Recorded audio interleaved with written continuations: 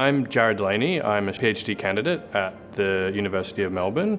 My particular focus is on climate adaptation within the context of Indigenous communities in Australia.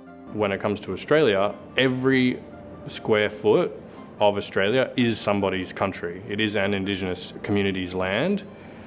So you cannot do adaptation without acknowledging in some way that fact or ignoring it. In the context of climate change, Indigenous communities really need to be making their own choices about adaptation within their own countries. So in the Torres Strait, for example, sea level rise is a really pressing, catastrophic issue. It's not spoken about widely in Australia.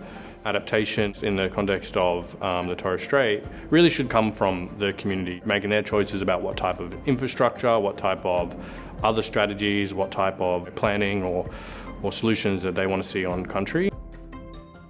Earlier this year, I managed to fly up to Masig Island in the Torres Strait to speak with the community about their experiences of climate change and their aspirations for the future.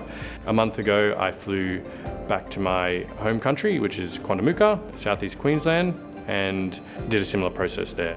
The opportunity to receive scholarships is essential in bringing in Indigenous researchers into the field. I don't think I would have been able to do the research full-time without the support from the university and the Indigenous Student Fund.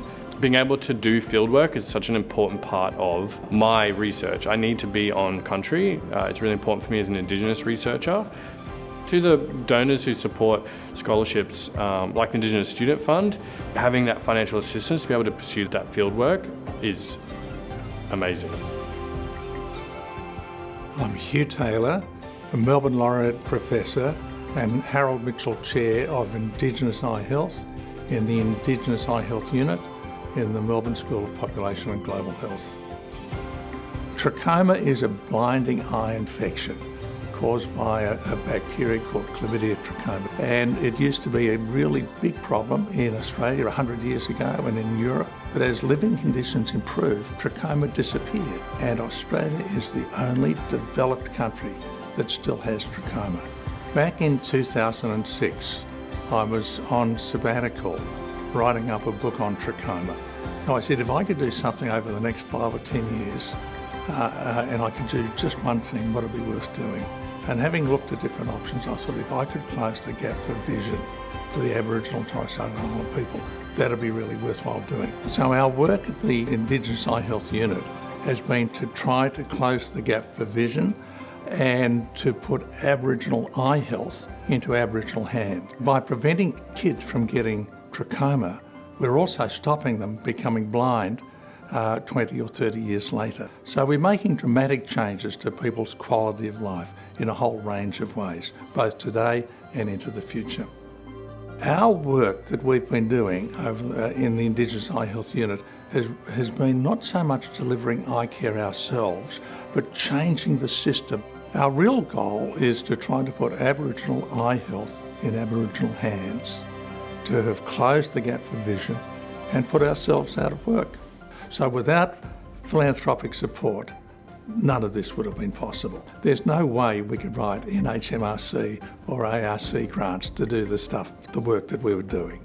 And the Commonwealth Government wasn't just going to fund it off the top. So Harold Mitchell came forward and offered $1 million over 5 years to support the work we're doing if the university would match it, which was fantastic. And then shortly after that, we got a big grant from the Potter Foundation. We've had other private donors who've come to support us. And it wasn't until after about 5 or 6 years that we started to get some Commonwealth funding to support our work. There are a lot of people out there who want to help with Aboriginal eye health, and they just don't know where to put their money and their support because they're concerned that it may not end up being effective.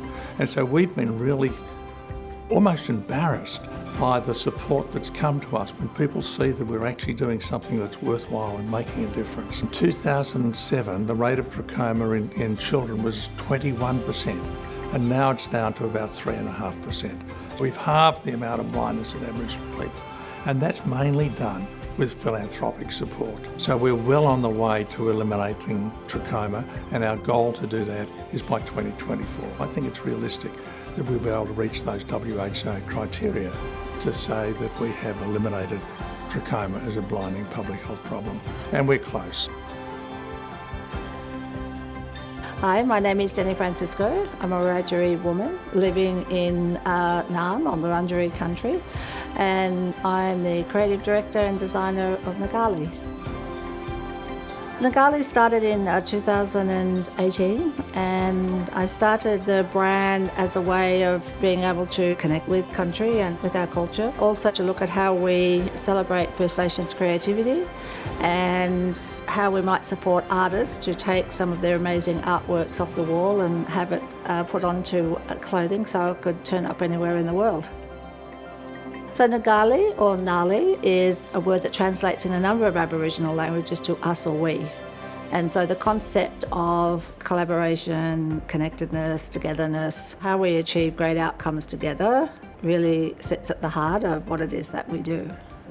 It started as a vision of possibility, and it started as a way of giving back into community and looking at potentially providing pathways for other First Nations creatives.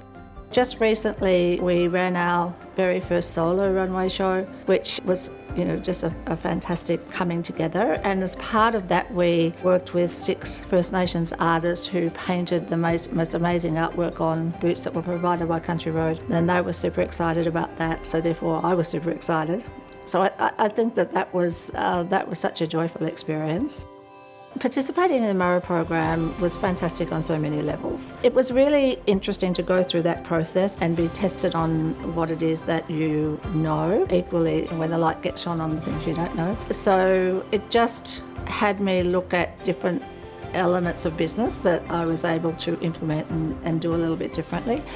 There was about 20 people in our program, and sharing the experience with them, but also to hearing their stories and learning from each other and having that time together, because we had First Nations people from all around Australia. That's what made Murra so special, because it was very culturally aligned. It was a very safe space. There's something magic that happens when a whole group of First Nations people are in the same room. It's just the most amazing experience. So if we're going to achieve self-determination and economic independence, then we can do that through small businesses. We already know that small business is really the heartbeat of our economy overall. When we advance First Nations businesses, there's so much positivity that comes out of that.